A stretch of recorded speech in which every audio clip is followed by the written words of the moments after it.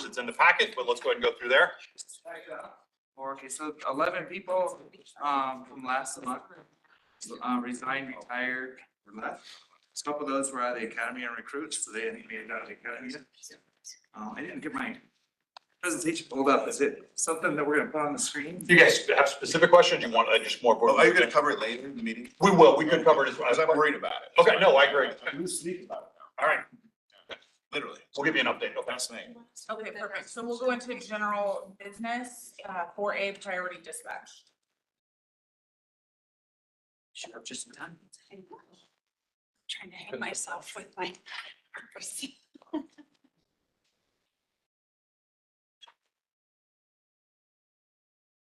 Elaine, are you able to pull up the?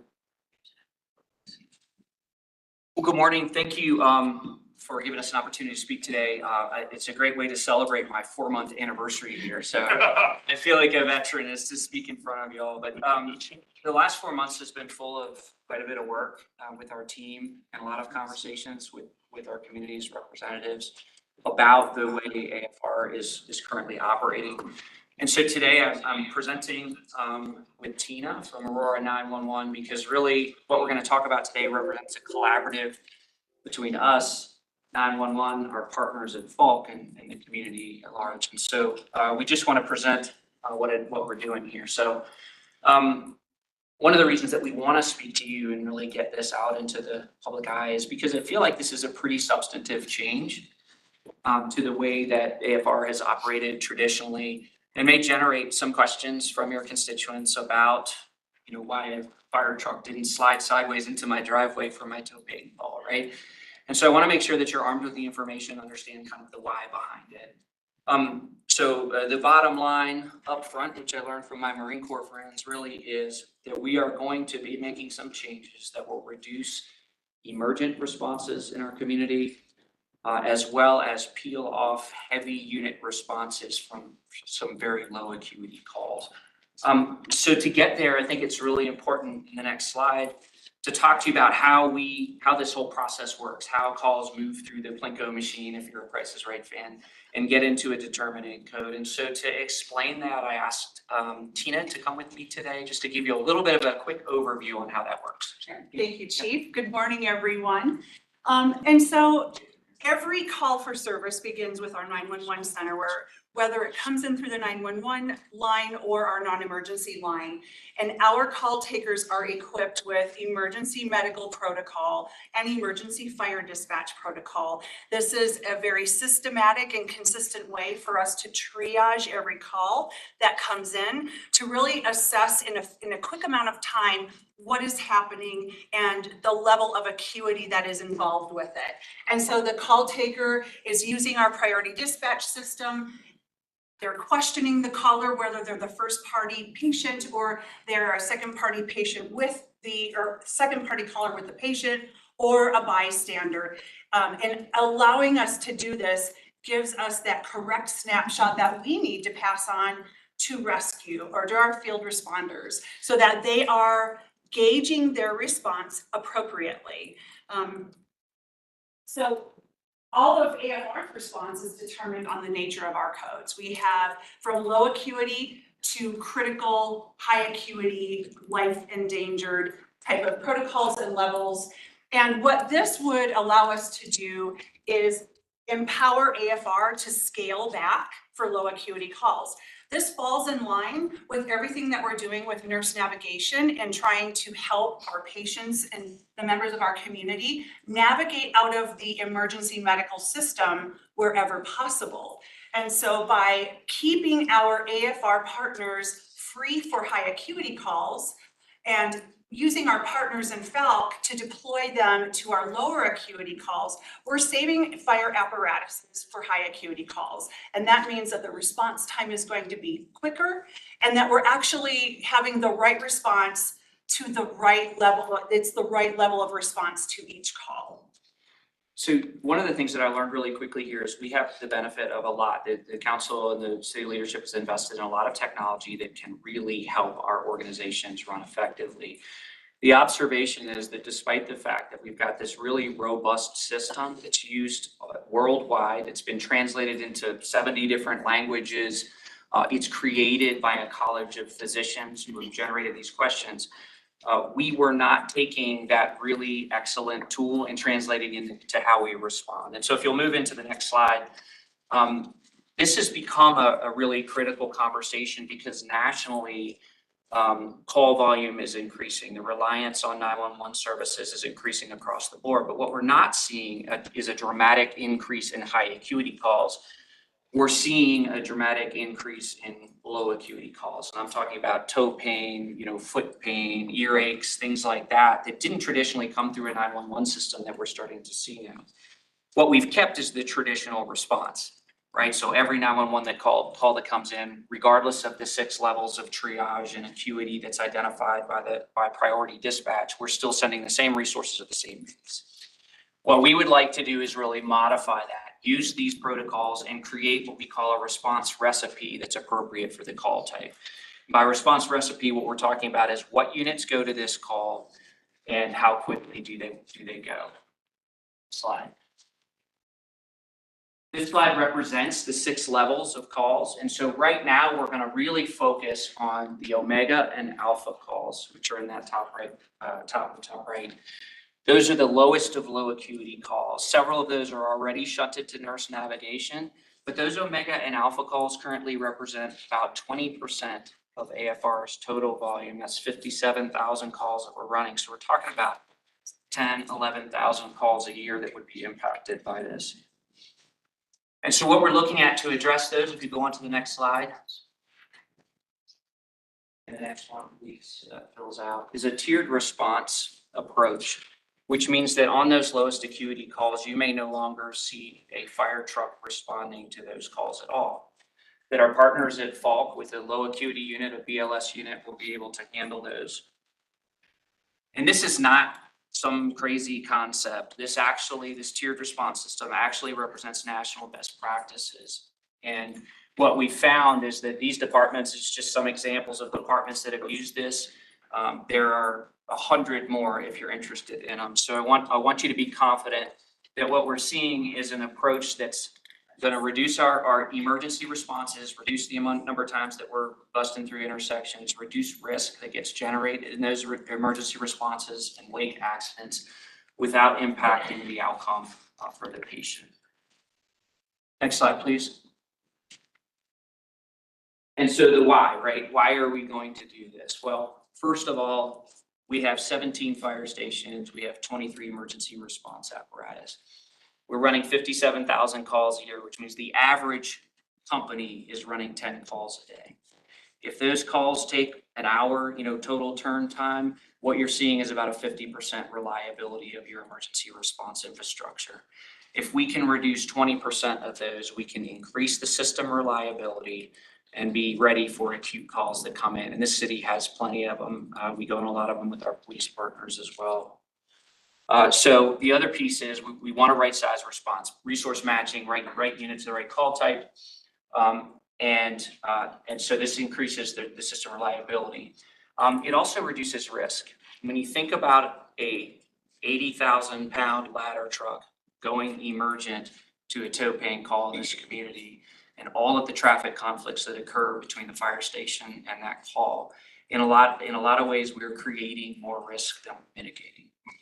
And so designing this system to look for the probable, not the possible in our responses is going to be really key and represents good stewardship. In that next bullet point, when you think about the wear and tear on heavy vehicles, 80,000 pound ladder trucks, brakes and tires and fuel without producing an outcome is something to look at. And so I believe this represents better stewardship of the community's money. And also can result in decreased costs for them as well. So the benefits, as I mentioned already, we have better allocation of resources. They're going to be more reliable for high acuity responses, which we expect to see a decrease in our overall response times. We expect to see better performance on fires. We look at metrics like how frequently can we confine a fire to the object or room of origin, should be greater than 90%. Our intent is to keep that even with the growth. Improved resource deployment.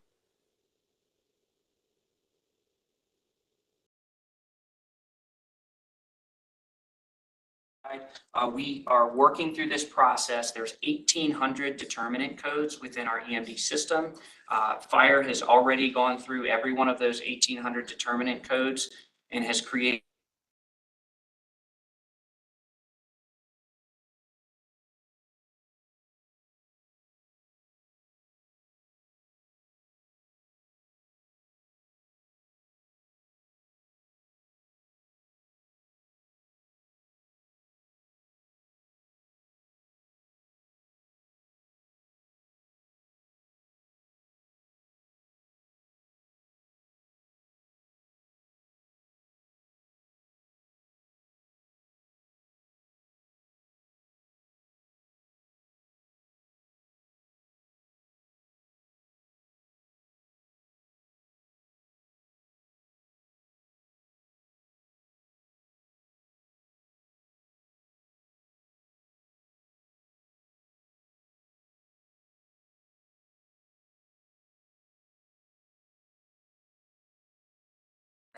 I'll tell you yes, but it's resistance that I'm happy about. And I've talked to you all about the culture of AFR.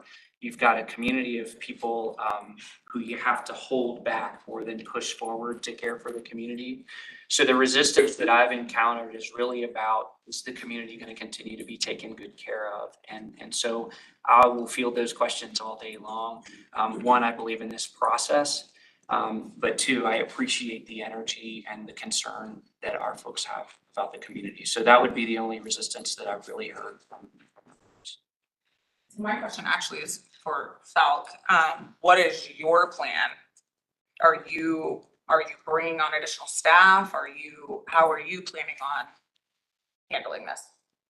Yeah, I mean, the chief and Tina presented it fairly well. We're very excited about it. I think getting that right resource to the right patient at the right time is absolutely the way to go. There was recently a position paper from 14 different EMS and fire organizations, both representing the public sector and private, talking about the need to reduce emergency response. So what the chief's proposing really is right in line with that. And directly to your question, absolutely. One of the things we've looked at having is a tiered response. So ambulances with the 2 EMTs, but have the advanced life support equipment on board. But there's such a large percentage of calls that are that low acuity situation that to deliver that lower cost resource to that patient while preserving those first 2 resources is key. And a lot of our staff are excited because on those lower acuity, they can, to manage that effectively in-house, probably helps us with retention, quite frankly, of our staff.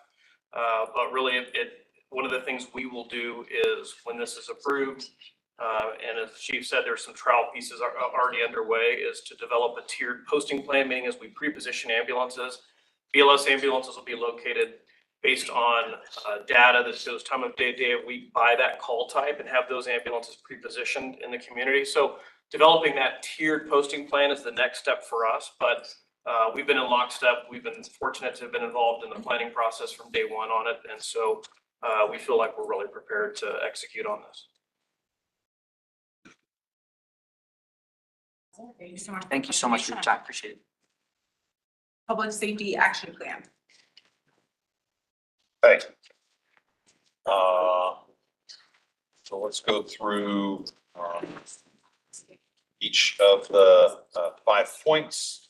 The first one, I think, is going to include our staffing numbers. So John, hopefully I've tapped in long enough for you, and hopefully we can pull up the packet and we can kind of go into that and answer any questions you all have in terms of our staffing. We can give you an update.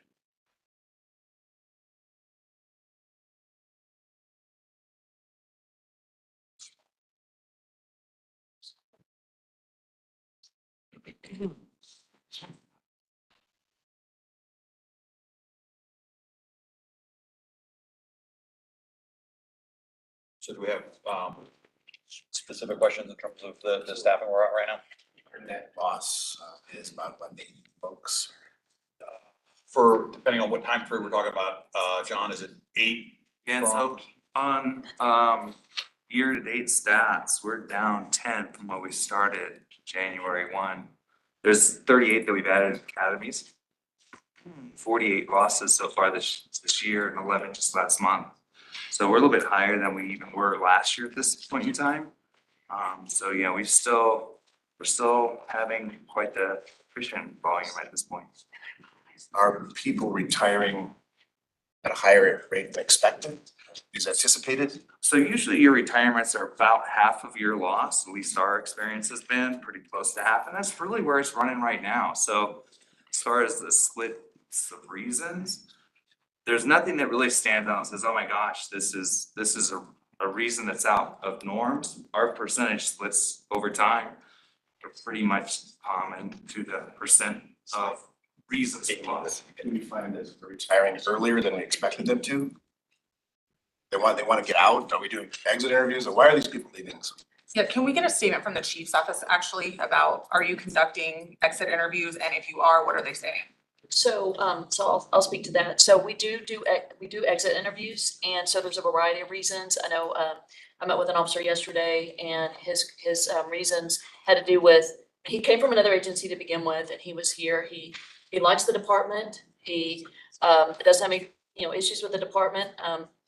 He did say some of our limitations were staffing, but that he, one of the things he wanted to do was get a job at another specific agency, and then that came through. And so he would be willing to come back, if it didn't work out, he'd be willing to come back to the Aurora Police Department.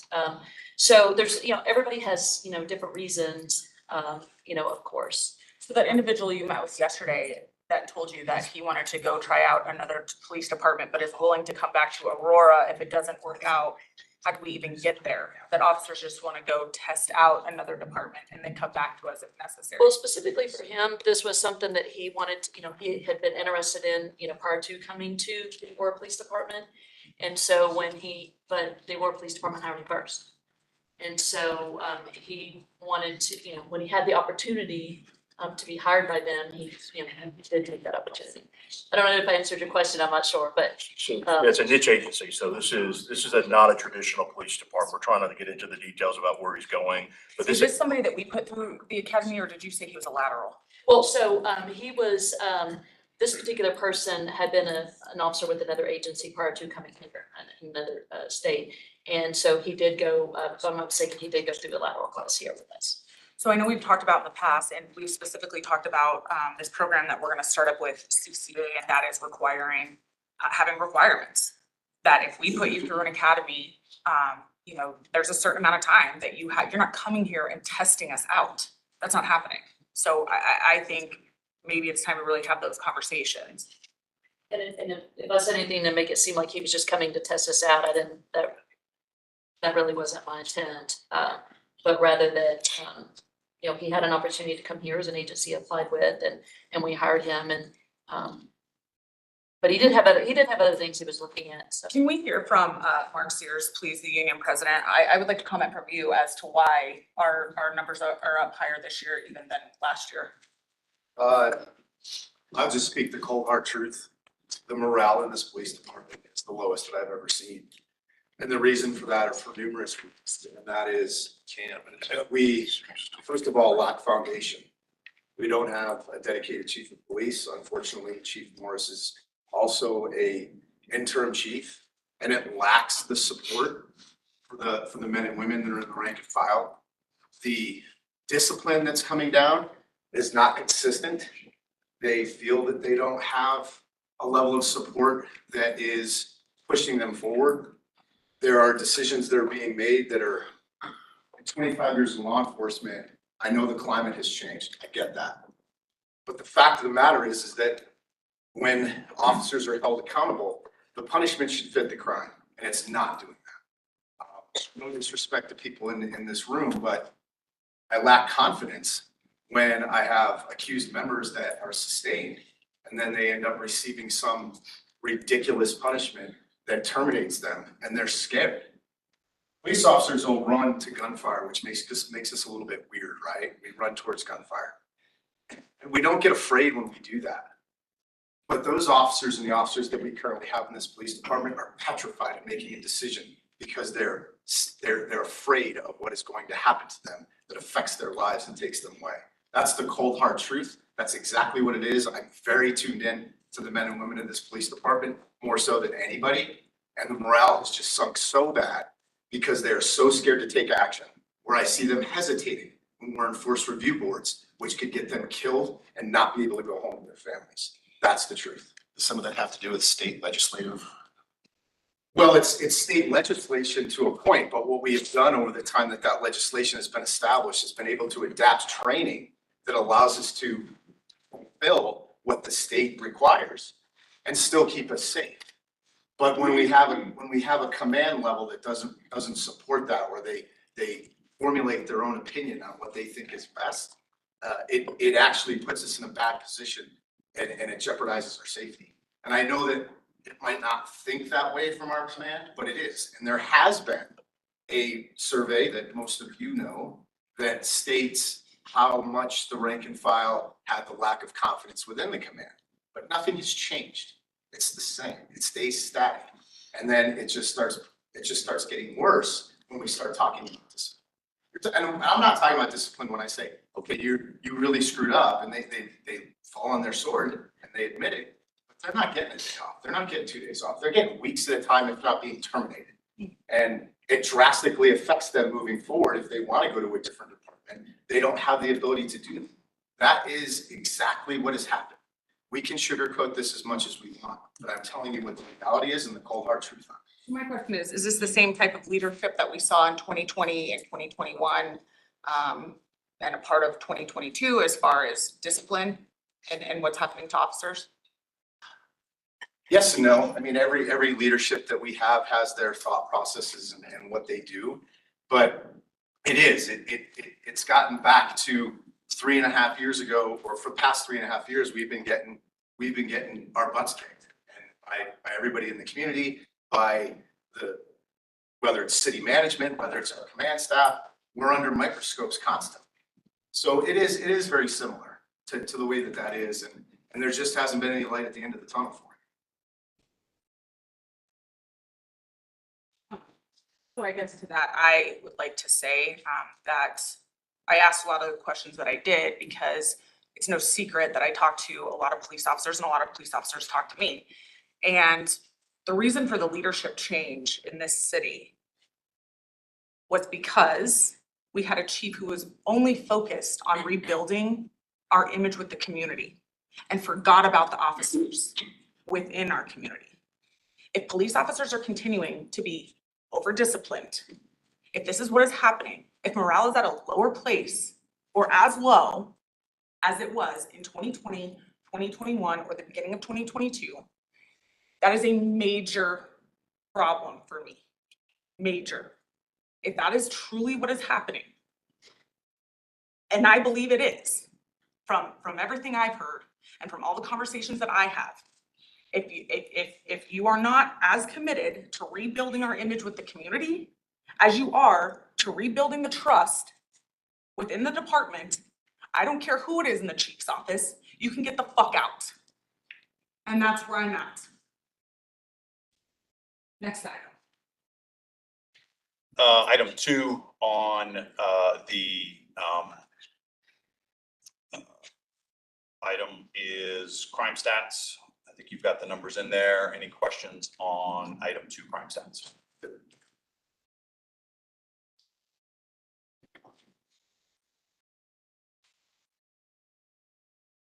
Several summary since we were talking about it last time. Downward. We've seen year to date, we're still continuing to see things trend down. The last 4-week period, we did see an uptick in non-fatal shootings and robberies and in motor vehicle theft. So that 4-week period, we had an uptick on those. Year to date, we're still continuing to see things trend down. So look over at the chief's office. Anything else to add, Jad?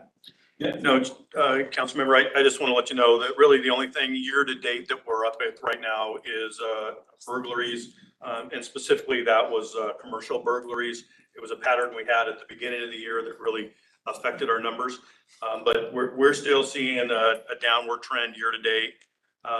Motor vehicle stuff still flows. We're working through how we're going to prosecute those, whether municipally or into the county court with the new state legislation that all motor vehicle theft is a felony. So we'll see how that even helps, try to trend that down as well.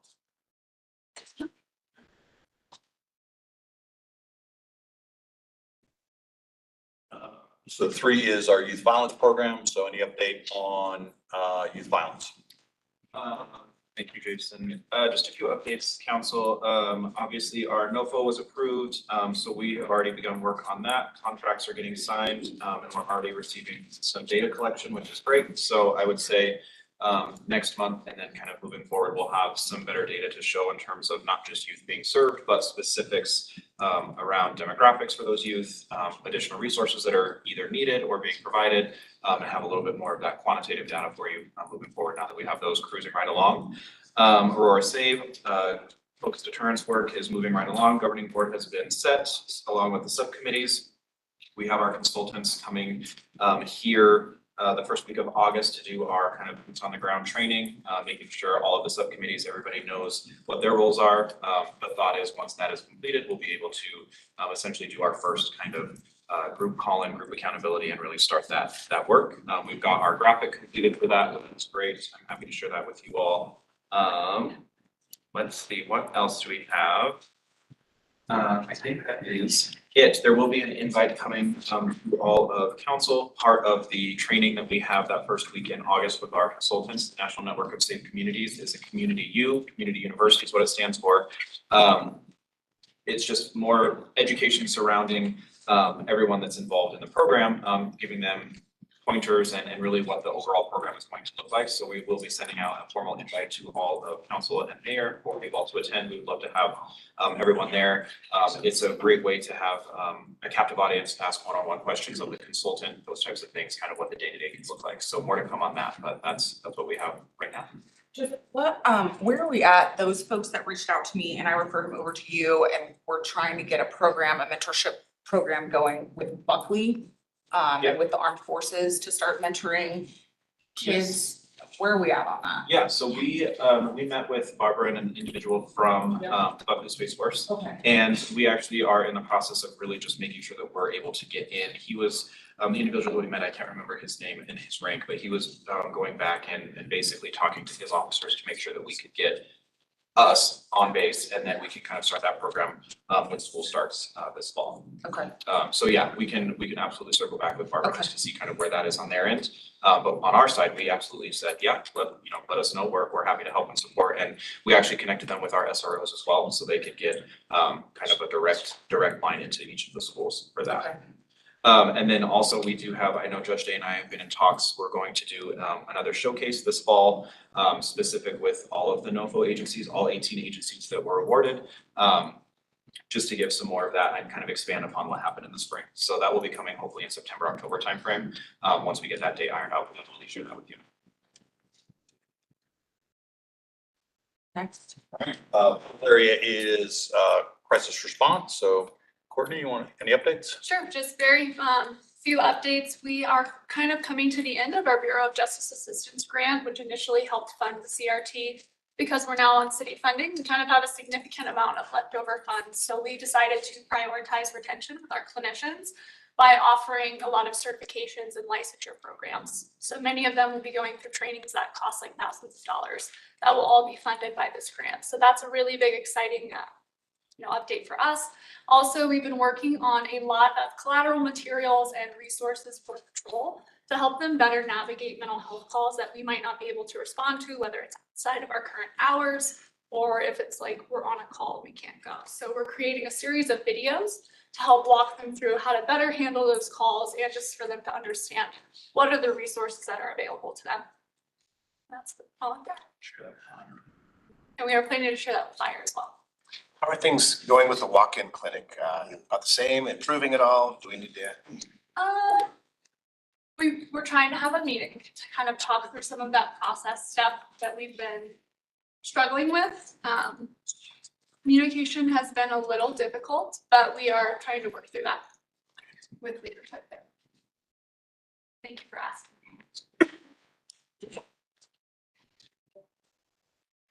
And then area 5 is our homelessness. So Emma, updates. Hello all. So as you can see, actually, can we scroll down to the homelessness stuff? Okay, I'll just go through it. Sorry. So we received 245 notifications in June about camps. And of those, we abated 41. Usually we get a lot of duplications, which is why that's a big difference in numbers. Of those 41, 10 were CDOT on CDOT property. Staffing update, my staff Bryce is no longer with the city, so I'm down to one staff member doing abatements right now. That's Darius. He's doing a really great job though, and is keeping up pace to where Bryce was at when he was here. So I'm in the process of trying to fill that position, and we'll get that posted shortly. And let's see, of the 41 abatements that happened, 95 people were part of those respective camps, so that was 95 people that were moved. 15 people went to pallets in June, and no one accepted shelter at Comitus. That's where we're at with that program. That's it. All right, Miscellaneous Matters, AFR Camp Spark.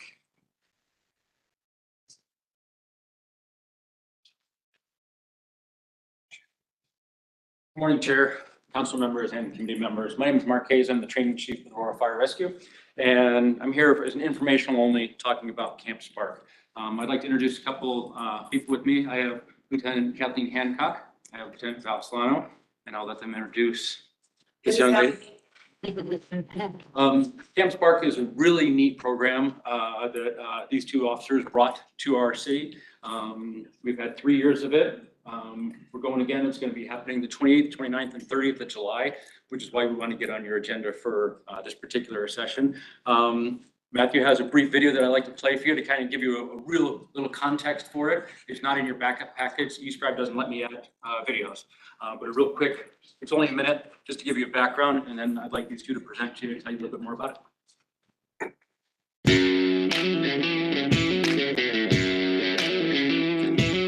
Welcome to Camp Spark, back for another year with Aurora Fire Rescue. 20 girls spent 2 days working with our firefighters, learning the ropes, or should I say hoses, that are used at Aurora's Fire Academy. Stacking cups with the jaws of life, easy. Propelled down a wall, done. This camp focuses on empowering these young women to work as a team and maybe discover a side of themselves they didn't know was there. The girls we talked to say the exercises and training shed a whole new light on what women can do. When I would think of firefighters, I would think of a guy in a fire suit coming to save people, but I never thought women could do it, really. So inspiring, and a lot of the women on the fire force are mothers. They have multiple children, and they do it like it's so easy. The department hopes the weekend spent with them inspires these young leaders to take their newfound confidence and skills back into the real world. And to tell you a little bit more about the details of what it's about, I have Lieutenant Val Solano and Kathleen Hancock, and Miss Ellie will be giving you a little bit of a talk as well. So please welcome them. Yeah, great. So I'm sorry, I lost my voice on the 4th of July, standing next to the fireworks display, so I apologize. My name is Valerie Solano. I'm a lieutenant with Aurora Fire Rescue. I've been here for 8 years. I came here as a lateral. And this camp is so unique to Aurora. So there's a bunch of fire camps that are around the state. West Metro has one they put on with Arvada. Denver puts on like a half-a-day camp, and Colorado Springs camp actually dissolved within the last 3 years. So we're picking up a really good time. Something unique about our camp is it's facilitated by our women, but also supported with the men from our organization. That is very unique to Aurora's camp. And we did it on purpose because I work with a bunch of dudes. It's just, it is. We have 30 women within our organization that participate in 911 response, and the rest of them are men. So I'm gonna have to know how to work with a guy, right? And I'm an officer, so I have to be able to give information to men and be able to communicate back and forth with them. So we think it's really important to share that with our young women that we're trying to elicit interest in the career in the fire service with, because it's real, right? Like they're not just gonna work with women, they're gonna work with guys as well. So our camp is for 12 to 18-year-olds, so middle school to high school. Typically we get some 11-year-olds in there that are interested into middle school a little bit early, those early bloomers. So we get them, and we actually go up to about 19 because we have girls that graduate high school that are then coming back into the camp. This is actually our 4th year. Our first year was a little sketch. I'm not gonna lie. It was kind of a grassroots effort to kind of see what we could put together. It's not the camp that we participate in today. So we had a year off with COVID. It kind of changed it for us. So we are in full force. This year we have 40 campers, which is double what we had last year. So we operate the camp based off of a small budget between AFR, and then the rest of it comes from donations from our community. This year, our community is stepping up, and we're very excited for some of the partnerships we created within our community. And I think it's because we've supported those businesses consistently with our camp, and now they're actually being able to see with some of the media that we have been getting and some of the documentation of the camps that it's actually legit and they're giving to a good cause. Kat's gonna talk about kind of why we started the camp and why we got to where we're at today. And then we're gonna follow up with Miss Ellie, who's gonna drive it home for us and what we're doing, so. Good morning, everyone. I'm Lieutenant Kathleen Hancock. I have 21 years of service. 10 of those years came from Tucson Fire Department. 11 years of rest been here at Aurora Fire Rescue. Starting the program, we didn't have a program as well as we didn't have the recruiting program. We have members in our room today that started that program. We started the program, I was the first to be the recruiter. In that recruiting process, we had not one single female hired in the entry program in numerous of years. They all came from the lateral part of that program. I came from Tucson, where the women out there, we started this type of program. The Girl Scouts was involved in that program. We tried that here to get them involved. Hopefully in the future, we'll be able to get that going as well. Seeing that part of it, me coming from being a collegiate athlete, never knowing that I could be in this program, thinking about that and having a second job triggers that. Coming from the program in Tucson, I thought, how in the world can we not have a program here like that to teach these women, which I don't call them girls, I call them women, ladies, because that's what they should need to know. That's what they are starting off. Starting this program in that recruiting position, at first when we brought it forward, they didn't want to be able to support it because we didn't have the finances. If we're going to invest into people, not only do the women that are here and those that are in this room, we volunteer our time. We've been able to get to the point now that we can be able to work with our chief executives to be able to work to get people to come out and volunteer. That being said, starting off with about 15 people, maybe 10 people, we've now been invested. We have people contacting us from other cities, even other states. We have women that are collegiates of other places coming in to speak to us. This program has been a dedication from us, our staff buying in. Chief Gray came in, supported that, we got it started. Chief Otten has come in, has continued that. That was a big fierce thing of us to make sure he buys into this. Buying into this program, talking to women, talking to them and letting them understand. I'm gonna give you an example right now. My name's Kathleen Hancock. A lot of the females will not do that. They will look down and they will speak like this. My name is Kathleen Hancock. By the end of that program, their parents come in at graduation and they are so stoked of, what did you do to my daughter? What is this program about? That alone being said should tell you, if you get an opportunity, we welcome you to come out. Come out and see what we're doing. We are stepping up above those that are bigger than us than Denver. They're not. She's gonna sell it here. We're proud to say, when she walked in, I remember watching her walk in, I hit Val and I said, look at her. She appears to be me. She will give you her story. We are so proud of her. We watched her graduate. We are committed. We hope that you guys would be committed with us. It is a great program to get there and let them see what the community, what we have police doing with us and we have the war doing with us. We've talked with the police department as well. Tucson right now is collaborated. It's been great, but we just want to let you know this is what we've done on our own with the support of our executive staff, and we hope you guys can come along with us.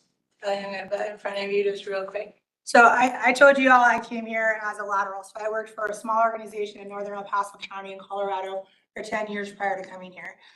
I'm gonna just quick story. So I knew that I wanted to be a firefighter when I was 17 years old. It's what I wanted to do.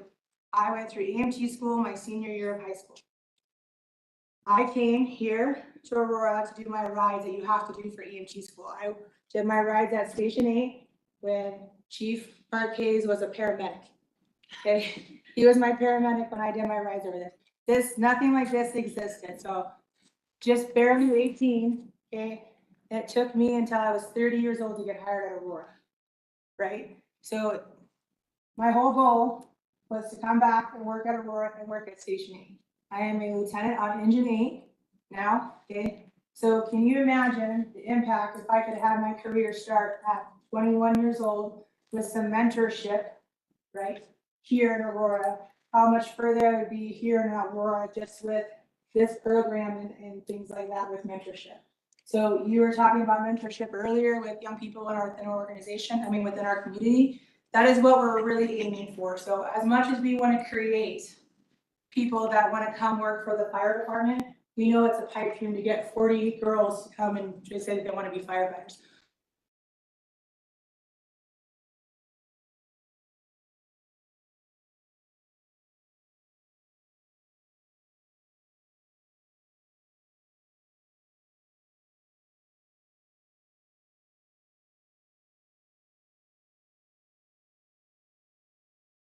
Years old. So imagine by the time they go to camp for 8 different years, between 11 and 19, and then leave here, what leadership skills that they'll have at that point. So every year we operate based off of a word. It's on all of the shirts. The staff wears it. The young ladies wear it. Everyone wears it. So we've had perseverance, we've had courage, and this year's grit. And grit is specifically based off of the strength of character portion of that grit, which we think is huge in Aurora Fire, and it's also going to be huge for them. Because when these ladies do come through our organization and they do go through our fire academy, one thing that you cannot teach grit. You have to have it, and you have to have grit in order to make it through our fire academy. So this young lady right here is going to talk to you about her experience with camp and why it's kind of influenced her to do what she wants to do. All right, so hi, my name is Ellie. So I've been a part of Camp Spark for the past 3 or 4 years, and to say it's changed my life is an understatement. So I came into Camp Spark knowing that I wanted to be a firefighter. That's been my passion since 6th grade, but I had never done anything with firefighting. I only done musters, gone on station tours, just kind of the base of it. But when I came to Camp Spark, I had no expectations of firefighting. I thought, oh, cool, I get to break some stuff, I get to post some water, it's pretty cool stuff. That first day was really life-changing. Kat talked about the handshakes. That's always the first thing we did. We always walk up and practice our handshakes. And that this is, a little different. Why would we do this? And then later when we got in fire grounds, it really did apply. To just be able to handle yourself in a big situation like that on a fire grounds where you're handling big, heavy stuff, you need to have confidence. You need to believe in yourself because you're going to get out of your comfort zone. So that first day really brings to life kind of what you're getting into. And I can just say that from the moment I touched that equipment, it was an aha moment. And I know not just for me, but for everyone, that first time you get to really do stuff, you can't explain it in words. So through those camps, past 3 years, it's helped me see that this really is the career I want to do. So it's really guided me into what I'm doing now in college, which is paramedicine. And through the help of Kat and Val, I've been able to do so much with fire service and gain so much, and with Aurora too. They've done so much for me. I got to do my senior photos at the training center, which is something I will never take back. Those are pretty sick photos. I've been able to go on many ride-alongs and see the city that Aurora is, how amazing, diverse it is, the aggressive department, your diversity of calls from homelessness to running fires and twos. So it really is amazing. But yeah, Camp Spark has really given me the confidence I have today. I definitely would not have been able to do this 3 years ago without the help of Kat and Val. And I can say that I've done every single camp in Colorado. I've done all of them, and that this is definitely the best one out there. You will not learn or be around these type of people anywhere else. These women are willing to dedicate all their time to us, not just within camp, but outside. They're willing to help you and guide you through the process, whether it is fire or that's not fire. They really are mentors, not just in fire, but in life. So yeah, this camp has really helped make me the person I am today. And it's really made me really exposed me to Aurora, and couldn't be happier that this is where I got my fire career started. Where do you want to work with girls? Aurora.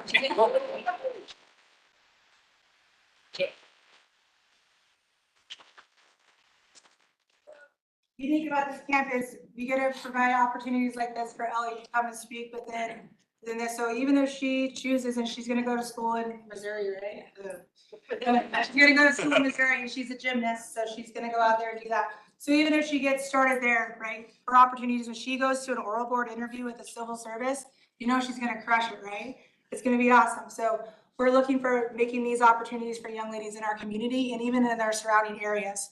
So that's what we're aiming for with Camp Spark. So like I said, we're heavily funded with donations. So if you know any companies, organizations that would wish to be a part of us, we would love, please give them my contact number or get me with me, and I would love to have a conversation and share this with them. Are there any questions about our camp and what we're doing? I don't have a question, but I would just like to say that I'm very happy I knew about it, but I'd never had a presentation on it. And I know that police is working very hard to get something going, you know, for women and girls. Also, I'm signed up to participate in their event on August 26th. I just checked my calendar. I'm free a couple of those dates for your upcoming weekend. I'm happy and would love to come out and go through the program and you know, be with you guys and be with these women. If you give me some information where I need to be, I would love to be a part of this and support this in any way possible. We'll make that happen. Thank you. Okay. Sure, absolutely. One of the things that's really important, as she mentioned, was the word that they have every year on these young women's shirts. This year is grit, and having inspiration from the right people is very important. I'll let you know what we're doing this year, the chief, and help facilitate to kind of bring this to the next level. So every year we have a speaker that comes out and specifically talks about a leadership quality or leadership of how they've gotten there. So last year we had Captain Julia Draper from the Colorado Springs Fire Department. She was the first female to complete the Firefighter Scott Combat Challenge in under 2 minutes, which they didn't believe. The doctor that put it together said that a woman would never be able to do it. She crushed it at like 149. She's legit. She's legit. And the girls, the young ladies last year absolutely loved Julia. She captures a room. So this year, the speaker that we have is Isla Borders. She is a captain for Clackamas County, Oregon. They're a great fire department. But what's impressive about Isla is she was actually the first female to receive an NCAA scholarship for baseball. So she was a pitcher and she was drafted into the minor leagues. She was the first female to do that. So those are the type of women that we're having come out and speak with these young ladies. It's all about breaking those barriers and breaking those glass ceilings and being part of something bigger within a community. She's the first woman to play men's professional baseball. Yeah. That's good. So when you talk about grit and people breaking down barriers, and these are the people that these women have brought in to inspire the young women in our community. And I think it's amazing, important to us as a department to bring into you information so you knew what's going on. And if you do have availability, I will get that to you, council member. And we'd love to have all of you to come out to see. It's really impressive to see the transformation of these young women. Well, thank you guys so much for your presentation. So I have my own miscellaneous matter because it's not on my agenda. I would like an update on where we are at with the courts and the jail. I see that Candace is not here this morning. Neither is Chief Acevedo, which are the two that we're supposed to be having these conversations and come back to me. So is there anybody in this room that can give me an update on where we are at? Yep, I would be happy to. First of all, I want to thank council for your concern and your encouragement, because we have made quite a bit of progress since you brought that up. So we were able to get together. Court IT got the technology piece done fairly quickly. I've been working with the chiefs, and Division Chief Lanigan has put together a test group. So we have, I think, 8 officers. We started this week, Tuesday. So Tuesday started with those 8 doing kind of a test program of what we had put together.